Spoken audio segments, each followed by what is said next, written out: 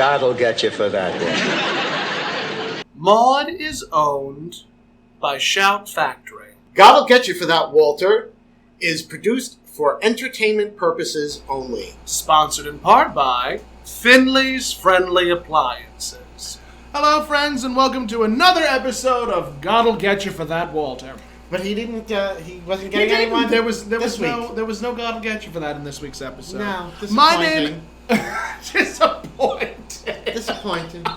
My name is Tom Catt, and I am joined by the ever fabulous, the ever lovely, the ever delicious Toni Homeperm. Me.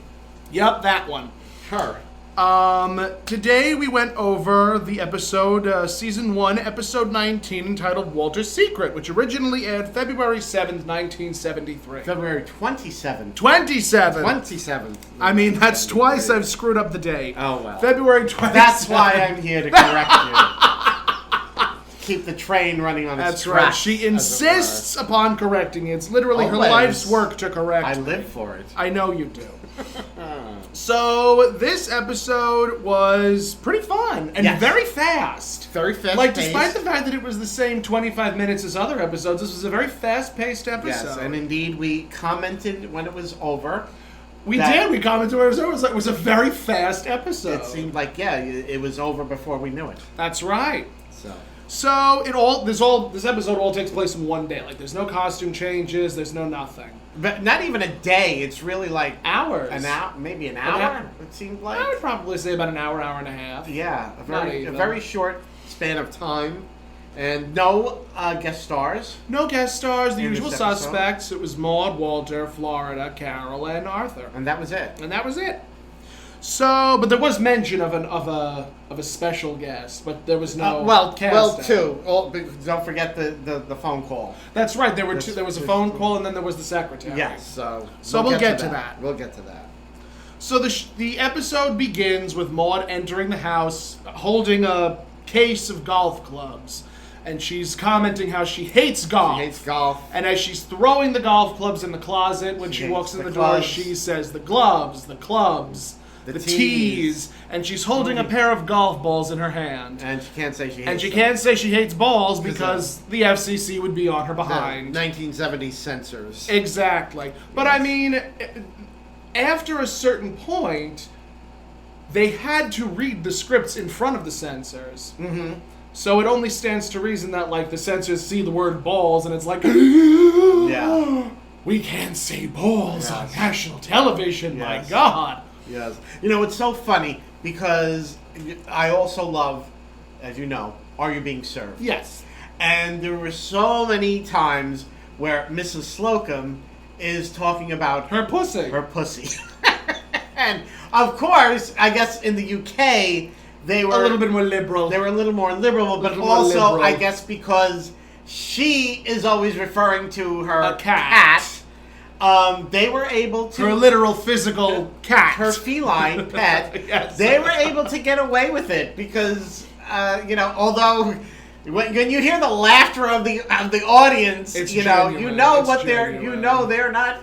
But I mean, I would love to look up how the word became the word and how we associate the word with female genitalia. I don't know. Still... terrified to look that information up. Yes. And think about how the male genitalia is often associated with a male chicken. A male chicken. A rooster. A male chicken. A rooster. A rooster. Just fascinated. I have no idea how those words came to pass. So, except for the fact that, the cat is always going after the rooster. Or yes. Right? Cat and bird, that's... Are you saying that we should start referring to male genitalia as mouse? No. Cat and mouse? Cat and mouse, yes. No. There's a whole school of thought behind this. Tom and Jerry, where are you? Yes. Who knows? So Maude is throwing everything in the closet, yes. And then Florida enters, being Florida. Yeah. Hello, Mrs. Finley. Literally, hello, Mrs. Finley. Yeah. How was your golf lesson? The golf lesson. And Maude exclaims that the coach had made her a deal that if the coach could not make Maude a pro golf player, that there would be a refund. Mm-hmm. And as far as the coach is concerned, after the lesson, the coach gave her not only a full refund, but a 19-inch color television Yes. set, which I'm sure was still in her car at the time. Yes. So... Could you imagine watching TV on a 19-inch screen these days? I mean, I think that's like what we have in the kitchen, but... Yes. But like, I remember we had a 19-inch tube television set when we were growing up in Brooklyn. And that was it. And then, as we got older, as we've gotten older, the TVs have gotten bigger and flatter. Yes. And it's just one of those things where I'm like, there was a line that John Waters said, actually. Never have sex with someone whose television set is bigger than their library. Or bigger than their book collection. Okay. And that's been my motto for the last little bit. I make sure that I have a very large library. A very large. A very large library. So, Mrs. Harris calls. Now, Mrs. Harris belongs to the electric company. Electric company. So, Florida answers the phone and says, hello, Findlay residents. And she calls over to Maude saying, it's the electric company they're calling about. Mrs. Harris from the electric company. They're calling about a bill that wasn't paid. So Maude initially tells her to tell her that she's not in. Yes. And then Maude reneges on that and goes over to the phone and says, Mrs. Harris, I'm not in. Right. And then goes on to say, there was apparently a mix-up where the bill wasn't paid. The check may have been post-dated.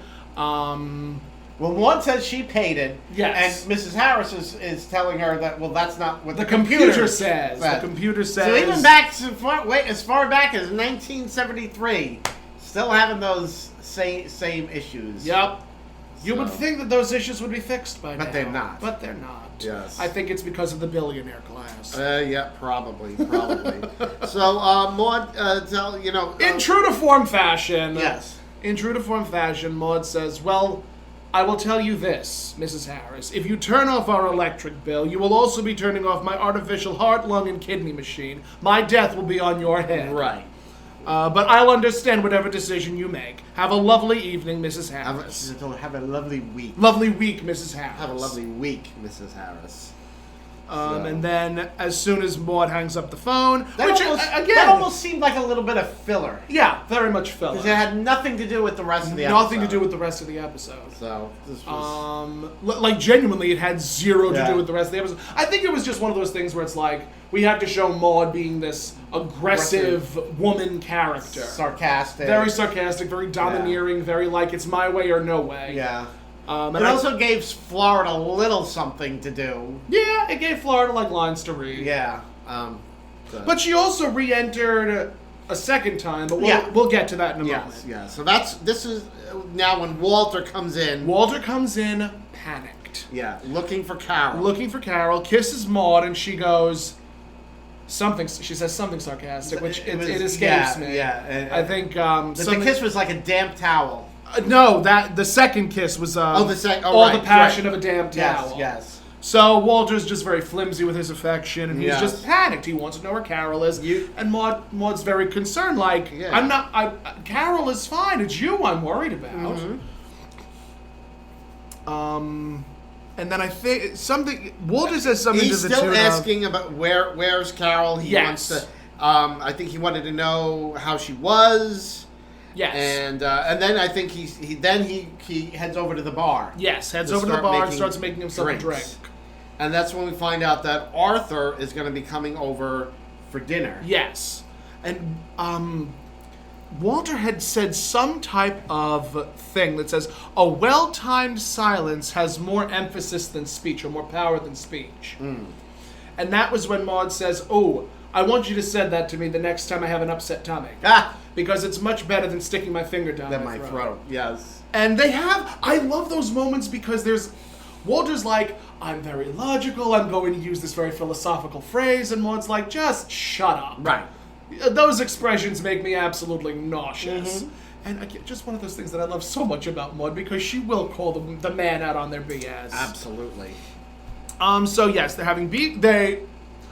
Maude had said that she was going to have beef stroganoff. Well, no, she said, well, you know how Arthur loves beef stroganoff. Well, tonight we're having franks and beans. because obviously she's She doing. doesn't want to be accommodating to Arthur. She's doing something nice for Arthur by inviting him over, but she doesn't want to be that nice to him. Exactly. I mean, does anybody want to be that nice to Arthur? I sure as hell don't. No. I would not even invite Arthur into my house. Only Vivian at some point in the future will want to be nice to him. Correct. And even then, it's that those feelings wane. Yes. So it's at that point then Walter goes. So Maude goes into the kitchen. Yeah, she goes into the kitchen. Walter immediately calls Arthur. And it's funny because Arthur thinks that it's Maude talking to him over the phone. Mm-hmm. Because I think Walter says while he's explaining to Arthur, like, I was with you last night. Right. Calls Arthur about bowling. And telling Arthur, if anyone asks, we were bowling last night. And then I think Arthur probably says, "Is this Maude?" Right. And he goes, "No, dummy, this is Walter." It's Walter. So while Walter is on the phone with Arthur, Carol enters. That's when Carol comes in. And the daggers coming out of her eyes. It was honestly one of those moments where I can honestly say Carol was Maude in that moment. Like Carol's mannerisms, like as far as acting goes, it was very apparent that Carol is Maude's daughter. Yeah. Fun fact. I had read an interview that Adrienne Barbeau had when, how they were having all of those like Norman Lear shows come back and they were doing like All in the Family Live, and then I did Maude Live, and then there was I think the other one, the Jeffersons Live. Adrienne Barbeau actually said, if I can think of anybody who could play Maude, I would love to play Maude, or Tracy Ullman. I would like to see her play Maude. Oh. And it was one of those moments where I was like thinking about it, and I'm like, well, I mean, if no one's going to call me, I guess I can see Adrienne Barbeau or Tracy Ullman playing Maude. I don't know if I could see Tracy Ullman. I mean, if she was wearing stilts, because Tracy Ullman is a relatively short woman. Yeah, she's petite. Very petite, but I think she'd be able to play the character flawlessly. You think? Oh, absolutely. Yeah. I think she'd be able to have the mannerisms and the voice down without a problem. Because she's great at impersonating people as it is. Yeah. I don't know. I'm on the fence.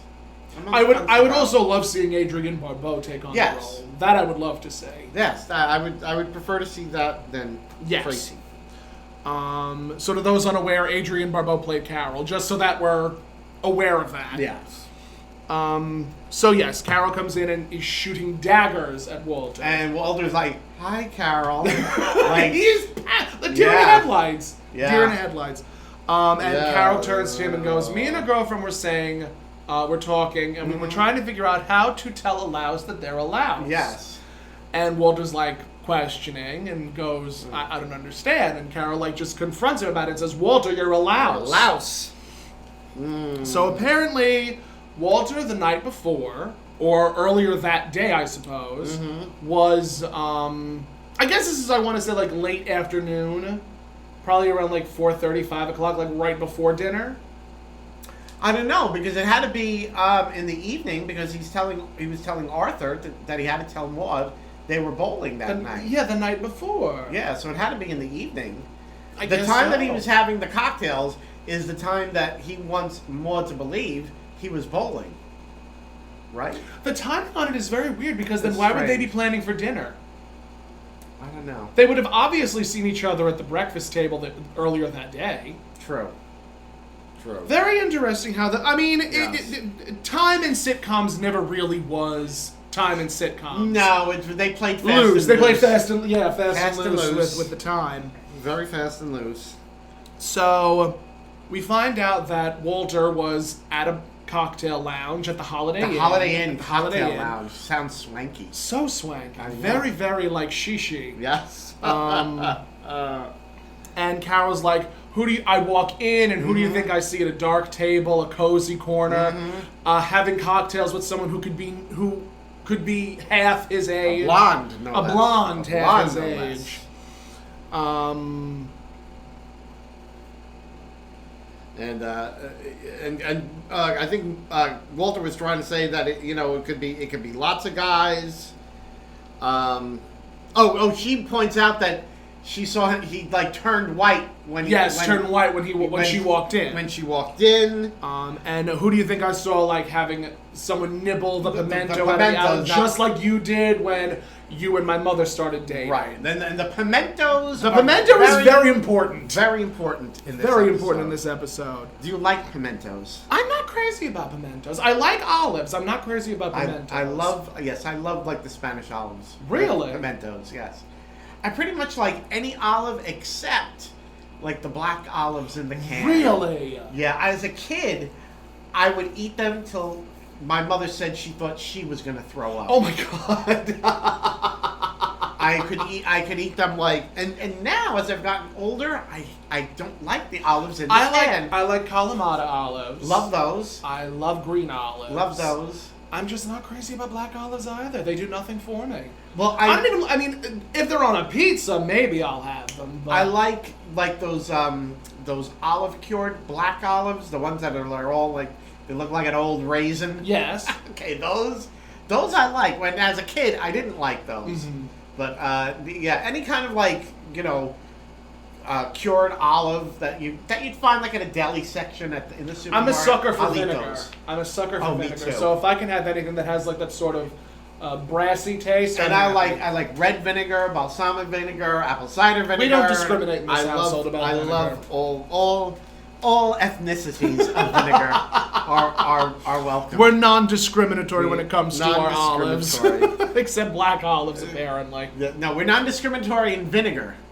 No, that's true. Yes. When it That's comes, against to the vinegar. olives, we don't like the ones in the can. Yeah. I just don't like them. Actually, speaking of pizza toppings, I recently discovered anchovies. Oh God, I love anchovies. I don't hate them. I love them. They're not bad. They give a nice taste to the pizza. They certainly do. I love them. They give a nice taste to the pizza. I love them. Anyway, back on the farm. We digress. We went off on a pimento tangent. I mean, they're a very important part of the episode. I know. So, and Carol also saw, because I think her friend is a cocktail waitress. And she saw the tab signed by Walter Findlay. And again, Walter's like, Walter Findlay, that is a coincidence. What a coincidence, yeah. So at that point, Carol is starting to like combat really Walter, fighting. and they're starting to really start to argue. And Maude enters. That's when Maude walks in from the kitchen, and they stop. They stop immediately, and she Like- goes, "What gives with you two?" Yeah, what gives? And they're like, "Nothing's wrong." To which Maude quips, "The atmosphere is so cold in here, you can hang meat." You can hang meat. It's so chilly. So at that point, Carol then says, if I'm not mistaken, that she's going to go to the Henderson. She's going to Well, take no, Walter before that, Henderson. Walter says that there was nothing wrong, and Maude That's makes right. the remark that if he was a puppy, she would be looking for If you were a tiny puppy and you gave me that look, I'd be searching every square inch of carpeting in this house. That's right. Because he was guilty of something. Oh, completely guilty of something. All right, so that's when Carol says she's gonna Take Philip to the Hendersons. They're going to the movies. They're going to the movies. And Maude's still trying to figure it out. Like, please explain to me, like, what's going on here? Yes. And Carol just again shoots daggers at Walter. Say, "Go ahead, Walter. Start with the pimento. Start with the Tell pimento. her. Start Yes. with the pimento." Yes. And then Maude is just like, "Pimento." Mm-hmm. She's pregnant. She's isn't pregnant, she? yeah. And she starts listing all of these like disastrous things, a like car accident. a car accident. She's having an affair, like just all these things. She lost her tweezers. Right. Like all of these disastrous things to then finally say, "Oh no, she must have lost her tweezers." Right.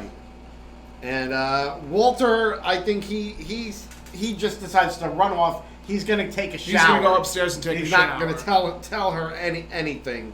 And she's yelling at him that, if he doesn't tell her, she's gonna flush the downstairs John and scald him to death.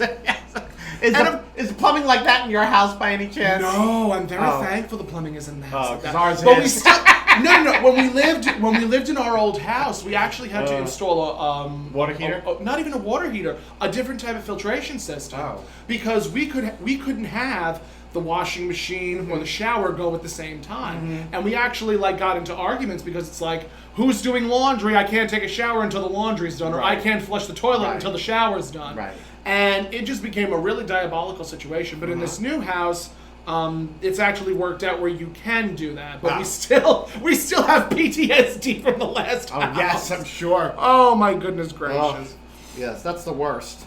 So Florida enters and says, "You two are fighting again. There are more fights in this house in 1 week than Joe Louis had in his entire career." And Maude points out if she wanted peace and quiet, she should have went to work for the Partridge Family. That's right.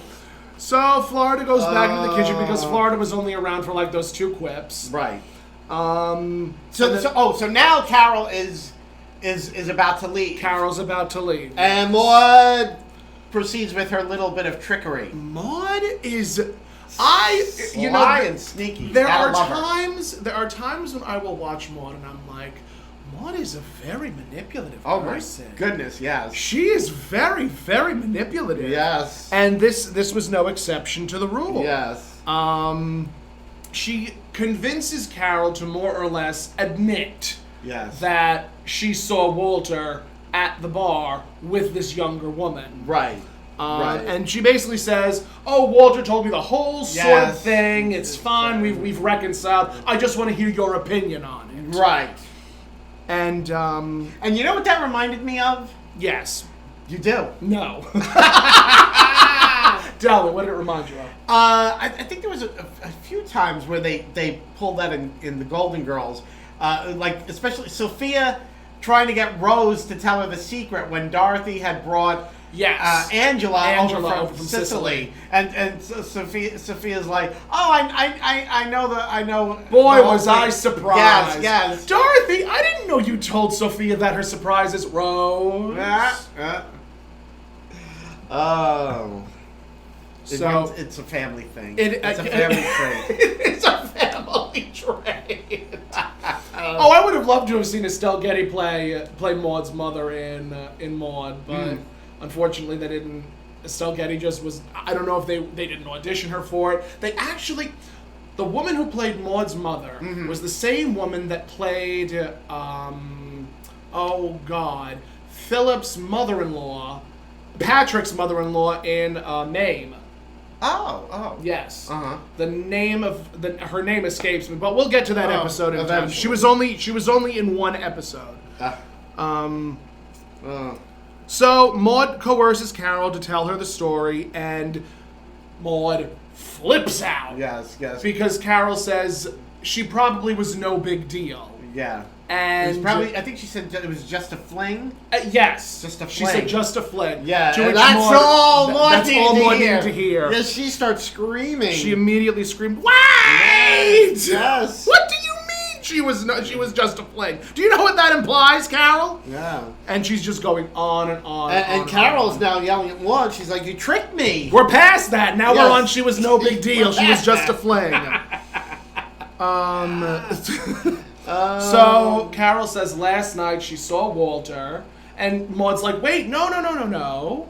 Walter couldn't have been at the Holiday Inn last night because he was out bowling with Arthur." Right. So Carol relents and she goes, "Oh, okay," because now Carol has seen her moment of opportunity to get the hell out of Dodge before Bedlam erupts. She says, erupts. "Well, it was dark in the cocktail lounge. I was probably mistaken. I'm sure you have nothing to worry about." Yes, indeed. Whenever somebody tells you there's nothing to worry about, You have something to worry about. you better start worrying. So Carol leaves, and Maude's talking to herself like, she's right. There's nothing to worry about. If I was concerned, I would have this gnawing feeling in the pit of my stomach. Now, why do I have that gnawing feeling in the pit of my stomach? Yes. So Walter comes downstairs saying that was the quickest shower he's ever taken. Yes, and then he's asking, he says, "Oh, Arthur's not here yet." Yup. And Maude's like, "How was bowling?" Because Maude continues to manipulate the situation to her advantage. Now I thought she asked Walter like just how he did at bowling, and he says great. And then he rattled off 3 numbers. Yes, and I thought for sure that she was gonna that was gonna be a plot device for her to like ask Arthur. I think that would be too convoluted. Yeah, I that'd guess. be too convoluted because then like to ask Arthur, how do you think Walter did at bowling last night? Yes. I think that would have been too wordy. Maybe that would have been too much of a could have been wordy situation. True. So Walter tells her that he did great at bowling, and he's like saying, "Oh, I didn't know that you were so interested in my bowling." And Maude's like, "You have no idea how interested I am in your bowling." So interested. So at that point, Arthur enters. He comes in. And I have nothing listed until he starts doing his Bugs Bunny He did a Bugs Bunny impression. He starts chewing on a carrot. I don't know. I have no idea either. Yes. I think maybe he was trying to like impersonate Rich Little. I don't know. that could be tied into like the Dean Martin show that he mentioned. Yes, because he saw somebody on the Dean Martin show last night do that same thing. Yep. And that's all and that he needed Maude, to say, because Maude that stopped and blew says, "Wait, Walter's alibi." That blew it sky high. Yes. So Maude's like, "Wait, weren't you out bowling with Walter last night?" And he says, "No, it may have been on the Carol Burnett show last week." Yes. And then Maude says, "Or was it in 1947 on the Fibber McGee and Molly show? A show I have never seen or heard of until I started watching Maude." Mm-hmm. Have you ever heard of it? Oh yes, I remember my mother talking about that show. That she was it like Petticoat Junction or? I don't remember exactly. I know. Remember hearing her talking about the Fibber McGee and Molly, which I think it may have started like on the radio. And then went to television. That was probably in like the 50s to like late 40s, early 50s when there was that transition from radio to television. Yes. I think I'm gonna have to look it up. If I'm not mistaken, on that show there was like a recurring gag where there was a closet, and like somebody was always going to like open the closet, and they'd be like, and everybody would be like, "No, don't open the closet!" And the closet would open, and you'd hear like all this stuff would like fall crashing out of the closet. It was like a recurring thing, and I remember my mother telling me like they, when they were listening to it, when somebody said they were about to open the closet, everybody, even the people listening, would be like, "Don't open the closet! Don't open the closet!" And then the closet did indeed open, and everything came crashing down. Out. I think that was what happened on that show. It's entirely possible. I wouldn't be surprised. But I think it is. I mean, they used to do gags like that all the time on old-time radio shows. Oh yeah. Well, that's anything what they relied on. Anything that was sticky. Those sound, especially those sound effect type things. Definitely. Yes. So then Arthur says, "No, it was on the Julie Andrews show." Yes, See, she's English. Yes. And then he stops himself and says, "I hate myself." Yes. Because the jig is up. Yeah. Walter says you'll have to wait in line. Yes. Yes. And then that's where Arthur. Maude said something about that. Now her life is the love of life or something. I think it was. Oh yeah, she saw it on Love of Life. Saw it on Love of Life. She saw it. It was something I saw on Love of Life, which was, I guess, soap opera. Probably a soap opera. Yeah. Soap opera during the 70s. And it's something about yesterday being lovely. Yes. Why couldn't today start with yesterday? Yes. Yesterday was such a lovely day. Such a lovely day. My cramps went away. Yes. Cramps. I mean, that honestly, like, this show definitely touched upon, women's cycles. Mm-hmm. They've mentioned periods. Yes. They've mentioned cramps going away. Yes. They've mentioned menopause. They've mentioned hysterectomies. Yes. Very progressive for the time. Well, it was on more than the Radical, right? When the woman, you don't hear it, but she goes to Maude and asks like where her tampons are. Right. And Maude comes back and says, "Isn't it always the way? You wait for it, and then it happens right in the middle of a party." Right. Yes. So I always appreciate when they get to mention that, and I always appreciate when new sitcoms definitely take women's issues into consideration. Mm-hmm. We need to have it so that women's women's feminine products are made completely and totally free. That is I want bras to be free, I want tampons to be free, and I want pads to be free. And somebody was saying this, and I agreed with them. That condoms should be free. Yes. So I mean, condoms are given away at clinics, but you'd have to go to the clinic in order to get them. Yeah. But that's a conversation for another time. For another time. All right. So we go to break. Yes, we go to break, and we then come we come back, and I think Maude is sitting on the couch. Mm-hmm. Maude is sitting on the couch, and Walter's just like pleading. "All right, it's out in the open. Right. I'm sorry. I'd rather die than hurt your feelings. Or right. I'd rather, right. What did he say? I'd rather die than hurt you." Yes. And Maude turns and looks at him and says, "I'm waiting, Walter." Yes. So And Arthur is like, he's like, well, he believes Walter, which is, it's like, that's not what you'd say. That's not wise. Yeah. Do not recommend that. yes, and I think Walter tells Arthur to go get ice. Yes. So he heads into the kitchen. Actually, Arthur says, that's a great idea. Yes. Just get out of the line of fire. Yeah, I don't blame him. I would have been like, you know what? I'll pass on the French beans. You would be smart enough to actually leave the house. Oh yes. Yes, it would be like, I'm gonna just leave now. So Maude goes on her little melodramatic tirade, and she goes, Yes. "Was it a little peccadillo, Peccadillo, or a a dalliance?" I love those words, peccadillo, dalliance, I know. sweet little girl boy Yes. things, tiny little foolings around. Yes. Because she's basically saying, what did it mean? Like, what was the significance of going to see this younger girl? Right. And there was mention of I think it was her She started listing listing all of the things that she used to love Walter Right. doing when they started Right. dating, like white creme de menthe menthe. in her coffee, Yes. browned coconut with something or other. Yeah, and It was a cake with brown coconut on it. It was called called Maude's Miracle. And she said one of the most lovely things that you've ever done was when you would let me nibble And each on. one that she's listing, he's saying, He's like, that was only between the two of us. yes, that was only it's ours. And then she mentions the pimentos, and he doesn't say anything. Because she pauses and she realizes Yeah. that Carol mentioned the pimento, and pimentos. she screams, The pimentos! Pimento! Walter, if you want to see a broken heart now, you can look at it, and I hope you choke on the knowledge. Yes, and she runs upstairs. She immediately runs upstairs, bereft with grief. Yeah. Arthur comes back in from the kitchen, And Arthur and Walter have probably one of the most chauvinistic, sexist Lord. conversations I've seen in a sitcom. yes. And, Yeah. Arthur's like, you old dog. You. Yes, And old Walter's dog. like, it only happened when I turned 50. I turned 50 and suddenly I started looking at women differently. I started looking at them like they were parts. Yes. Breasts, thighs, legs.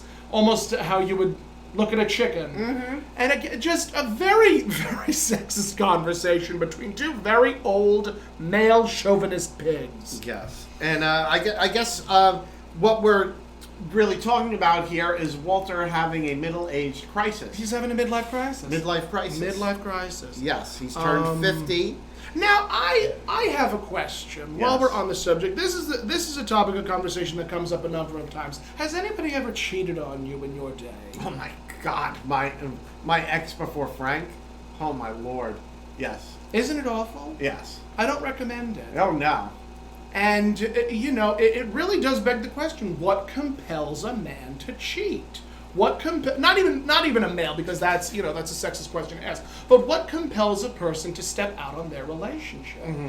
As we continue to enter the advent of open relationships and polyamorous relationships, there are a lot of people that take advantage of the title. There are a lot of people out there that take advantage of this idea of having multiple partners. Right. And I do feel like when it comes to, because there's the proper way to do polyamory and then there's the wrong way to do polyamory. Mm-hmm. With my last ex, he used polyamory as sort of an excuse where he can just sleep with whomever he wanted to without communicating with me. And I'm always of the mind where it's like, Kind of him. right? The kindest in the universe. The generosity overwhelms. And generosity overwhelms.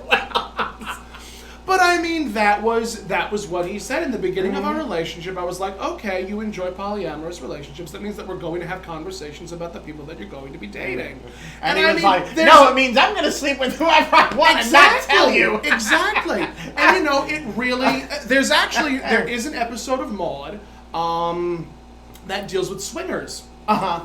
And when we get to that, we'll definitely have more of an open conversation. I vaguely remember about that one. It was the psychiatrist and his wife. One was like a doctor. One was a doctor, and his wife was like very mousy. But the two of them were swingers, and they had open relationships with multiple marriages.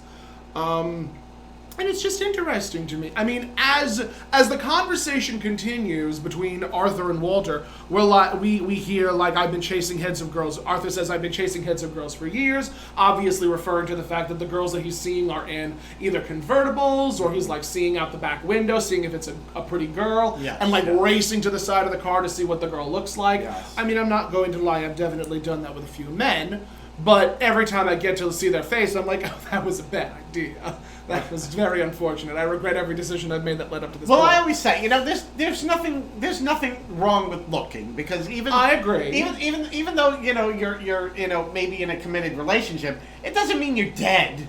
Yeah. It doesn't mean that you can't appreciate You can't. It's not like you're saying you can no longer appreciate the form of somebody other than your partner. right. I mean, it doesn't mean you have to act on Yeah, those act on those feelings. impulses. But there's nothing wrong with you see a pretty face and you just want to take a look. Yeah. And Now you asked, we didn't follow this up. You're saying, like, why do people? what compels a person to cheat? step out on their Now, relationship? now I think for the most part, I think it varies though between men and women. Okay, I'd like to hear your hypothesis I on this think, one. well, it seems to me that women more often than not will cheat because they're not feeling that they're appreciated in a relationship. Yes. Or there's a lack of communication. Yes. And men are pigs. What's man's lot in life? Their eyebrows grow together. Yeah. Men are pigs. Men, yes. Thank God. I will have to say that. Thank men God. You are awful. You are absolutely a heinous human being, and I regret every decision I've made that's led me to this point. Men are truly disgusting, and they will sleep with anything that has a pulse. That- Like, pretty much. For years, my friends, Whether they're, gay, straight, or crooked. gay, straight, or off to the side a little bit. Yes. Before I started dating, I would flirt with anything that had a pulse. Male, check. Penis, check. Great. Those are the two things that I needed. Okay, there we go. Oh no, I'm sorry. Pulse, check. Penis, check. Great, we're rolling. Yeah, there we go.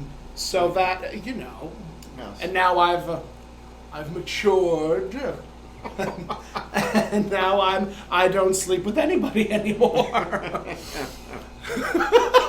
Don't sleep with just anybody anymore.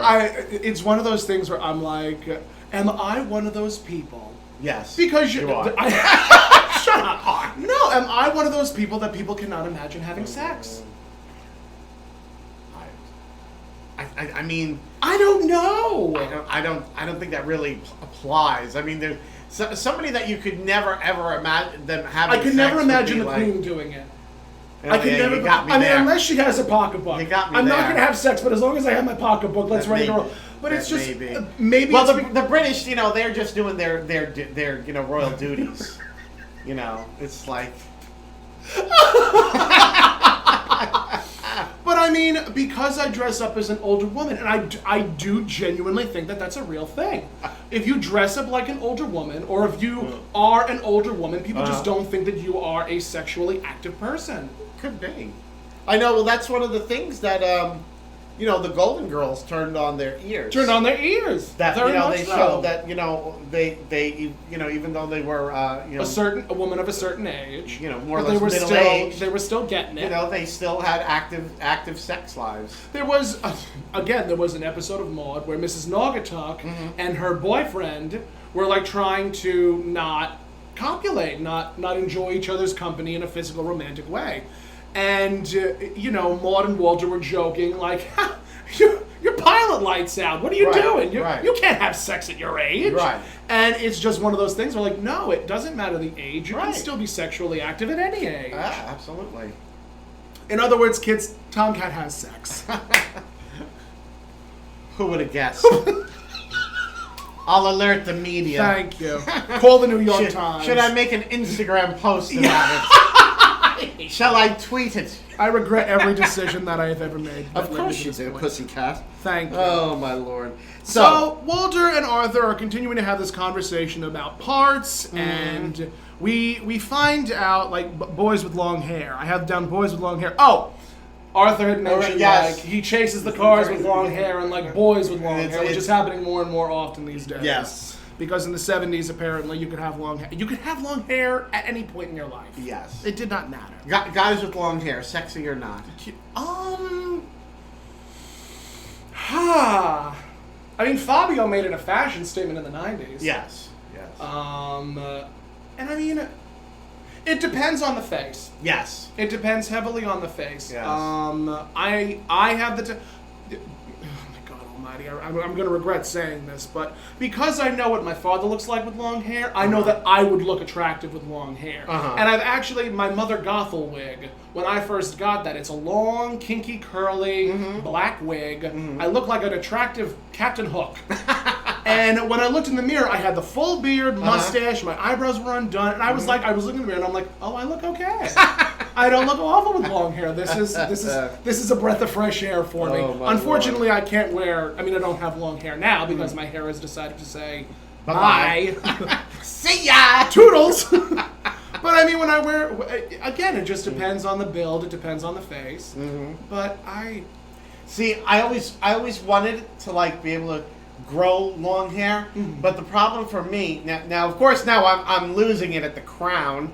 Thank you, God. Lo siento. You know, it's growing. It grows everywhere else, except the one place I except need the one it. place you want it. But I mean, not for anything. Isn't it easier to put on wigs when you have very little hair there to begin with? That doesn't really make much difference to me because it's really just a crown. I mean, I'm pretty thick everywhere. Because else. when I finally decided, like, all right, my hairline is obviously going the way of the dodo. Let's just take the buzzer to it. I was like, it's so much easier to put on my Batman cowl, my Catwoman cowl, my Wicked Queen cowl, my wigs. It's just convenient to like take it on and then take it off. I don't know, because I always put on a wig cap, and a lot of times, like Frank, he'll throw a bobby pin in. Throw a pin in to like I find secure it. It's good for that because it's like, you know, he gets a bobby pin in and he's like, do you feel that? I'm like, no. And then when I feel it just you know, barely digging into the scalp, I'm, oh, that's good. That won't go anywhere. That's where we're keeping That'll it. stay in place. We're keeping it. That'll stay in place. So. But see, I always wanted to grow long hair, but the problem for me is like, and I can say this because I'm half Jewish, I have Jewfro.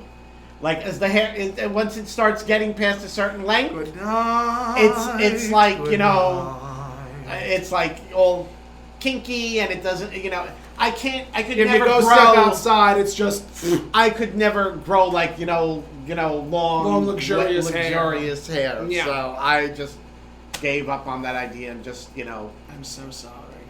wore it, you know, kept it short. I'm so sorry. I have it somewhere. I must dig it out to show you sometime of me from the late 80s with my mullet. I have pictures of me with a mullet. I also have pictures of me with hair that was down to my shoulder. Mm-hmm. When I, you know, had hair. Right. And I looked exactly like a feminine Rosie O'Donnell. Because that was the type of hairstyle that I had. Like, if ever my mother wanted, because my mother cut my hair, because of course she did. So you could have been a lesbian. Very much so. Very much so. I have the denim to prove it. There's actually a picture of me that was taken at my girlfriend Allie's house. Literally, she lives right around the corner from here. And we were sitting like by the campfire, and I was just sitting there, like my legs open, denim jeans, denim jacket, hands in the pocket, double chin, hair around my face, and I was like, wow, this is a look, Tom. Yeah. This is really a quality look you're rocking. We all have fashions that we regret. Yes, that we do. So, again, they're having their conversation. Gladys Horton. We come to find out that Gladys Horton was the woman that Walter went to go see at the Holiday Inn. Now, she used to work for him. She used to work for him, and she was looking for $500 for a root canal. Yes. And also, Walter was remarking about how she wore a cross. She wore these low-cut blouses and a cross around her neck that would disappear into her cleavage. Yes. And Arthur says, well, religion is a mesmerizing thing. Religion is fascinating. Religion is fascinating, that's what it was. Thank you. Yes. And then towards the end of the conversation, Arthur asks, "How is she built?" Yes, and he says like a brick shipyard. Again, just very male. Yeah, Just very like boy talk. cringy male toxicity. This is what would be classically considered as locker room talk. Yes. And I hate it. Yeah. Utterly. So Maude then calls down sweetly, like, "Is Arthur still here, Walter?" Yes. They exclaim like, "Ooh, she sounds happy. Maybe she's gotten over it." He's like, "Get rid of him." Yep. Because that was what happened. Like Walter called back, "Yes, he's still here, honey." Maude barks. "Well, get rid of him." Yeah. So she storms downstairs with a suit. No, Arthur, he goes to leave and he says to Walter, "Well, you know, if you resolve this fast enough, let me know. I'll be at home waiting for dinner." What a quality friend. I know. Everyone should have a friend like Arthur. Everyone should have a friend like Arthur.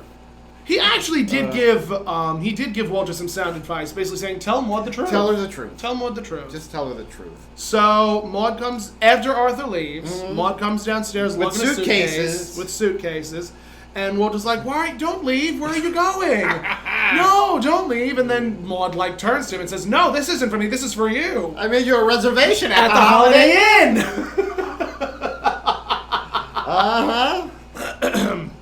Yes, and Walter wants to explain, and nothing happened. And Maude says she called Nixon and BB Rebozo, and they said 30-day cooling off period. There should be a 30-day cooling off period. So Maude is insisting that Walter leave and basically saying, "Go, Walter, walk out this door right now." And Walter when he finally says he does go, she says, "Get away from that door! I'm gonna rip your heart out." "Take one more step to that door, and I'll rip your heart out." We did get a rip your heart out. Yes. Even though we didn't usually one of the two. Yeah, it's gotta get down, Walter, or I'll rip your heart out. Rip your heart out. She'll rip your heart out. So Maude is like, "How many times can a woman be hurt? Did something happen? Did something not happen?" And Maude is just going on and on and on until Walter's admitting that he told a lie and he's sorry for it. Yeah. But she's like, she's full steam ahead, going crazy, yelling, and so of course then we have to have a Maude sit. Yes. I always am like taken aback by that exclamation because it's like okay, I get it. I guess this is almost runs in the same vein as like Archie Bunker telling Edith to stifle it. Sort of the same thing. Yes. So then we find out that Gladys Horton is 26. Yes. And at that point, when Walter because Maude asks, "How old was she?" And Walter says 26. Maude gets up to leave, and then Walter says again, "Maude, sit." There were two Maude sits. Yes. So Maude finally sits and she relents. She listens. Walter says that Gladys used to work for him. Yes. And she needed money for a root canal. $500 for a root canal, which is... I mean, at that point, Maude's what root, what canal, what work? What canal, right. So she exclaims, "Couldn't you have just mailed a check?" Right. Which made perfect sense. Yeah. But I think even during the conversation that Walter and Arthur had, like he had said, I wanted to see her. I could have mailed the check, but I wanted to see her. Yeah. So they have their conversation, and Maude is like insisting that he wanted her, and Walter is insisting that he didn't, and she's pressing him to just admit it that he felt an attraction. I have actually written down. I have heard a lot of low stories in my day. Yes, but the story is the lowest. This cock and bull gum digging root canal work is the lowest. Yes. And I also have down a Maytag groupie. Yes, a Maytag groupie. She was a Maytag groupie. So again, Walter's like relenting, saying she was only 26, and what says, "If I hear that number one more time, I'm gonna reach into your root canal with my bare hands." That's right. And they're going back and forth with Maude wanting to she only wants the truth. Even when Walter admits the truth, she doesn't want to hear it because she knows that that's not the truth either. Right. So being Maude is melodramatic as usual, and I have something about Walter's when he admitting it and said that his toes were curling. Yes, I remember that too, because that was what happened. Walter was like trying to say, no, yes, I lusted after her. Yes. I wanted her. Yes. She was making my toes curl. I wanted her so badly. Oh. So then Maude finally sits down and says, why? Oh no, Walter says, why do you think nothing happened? Because again, Maude's like, nothing. If nothing happened, why do you think nothing happened? Right. So then Maude stops herself and says, because I've ruined you. I've spoiled you for other women. For other women. Now, it's important to know the direction here, because Walter is facing away from Maude. Yes. And when Maude says that, Walter has this like glow about him at this point, because he's like, wait, there's solace. Here's an out. There's an out here. There's his out. And he turns around and says, because you've spoiled me for other women. And Maude says, and that's why nothing happened. Yes. And then she says, oh, Walter, I can read you like a book. And she says, it's like you said, ours is the kind of marriage that cannot accept a lie. And did you catch the reactions on both of them? Mm-hmm. Maude and Walter are embracing. Mm-hmm. Walter, the camera pans to Walter first, and he is just, his eyes go back into his forehead, and he is just breathing this heavy sigh of relief. Thank God she bought that. And Maude is like holding on to him and just gives this look like, he's a man. Yeah. Like, what's the big deal? He's still my husband at the end of the day. Right. And it's just one of those moments where I'm like, no! Your husband still stepped out on you. Why are you relenting? Yeah. Because it was the 70s, and that was just what happened. Yeah. And actually, I mean, infidelity was the thing to do in the 70s. And actually, it was the thing to do for years before the 70s. Years. I mean, you got many years. Women, were like kind of used to that. Sort of brought up even to like accept that. Well, the man's gonna step out. And, I mean, especially in Italian households. Oh, God, yeah. Especially in Italian households. Yeah. Because that was, they used to call the woman on the side what was it, gumar? The gumar, yeah. And almost like it was if it was a rite of passage. Yeah. Like if a father found out that his son had a woman on the side, hey, good for you. Yeah. No, that's not good for you. Right. So, yeah. I have a lot of opinions on cheating. I do. Yeah. And it was basically the woman was kind of told, like, well, as long as he's coming home to you, as long as he's, paying the bills. As long as he's in your bed. I mean, look at the women. Yeah. What was it, 1937, the women? When did the women come out? Yeah, I think it was 1937. Yes. Like the conversation between Mrs. Stephen Haynes and Mary Haynes and Joan Crawford's character. Mm-hmm. Oh, God, why is her name escaping me? Oh my God, her name. The character's name is Crystal Evans. No, not Crystal Evans. Crystal something. But the character's name was the conversation between Crystal and Mary. Yes. And the two of them were like going back and forth about infidelity and how the other woman is now having a conversation with the wife. Right. And again, that conversation comes up in another episode of Maude, where we find out about this gentleman, Walter Gilmartin, who sleeps with everybody at the country club. Oh. And we come to find out that he's even cheating on this other woman that he's sleeping with.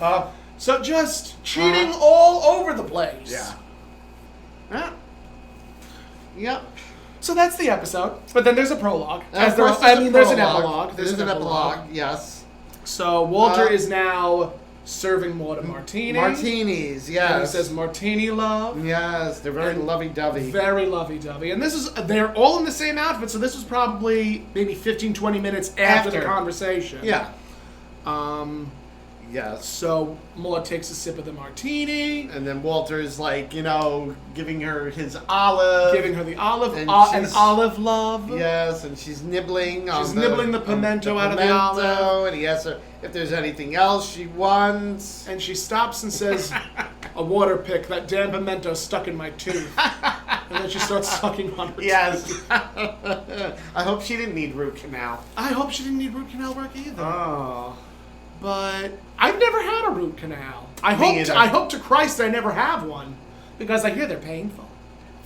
He's had so many. He's had root canals. He has the worst teeth in the world, my husband. He's always a little... His teeth are always so a little bad. down in the mouth. His teeth are so bad. Meanwhile, I've never even had a cavity. Good for you. Never even I've a had cavity. cavities before. I've had a nothing. couple of fillings. Nothing. I was thinking of having whatchamacallit, the Invisalign. Uh-huh. Because I grind my teeth because Oh.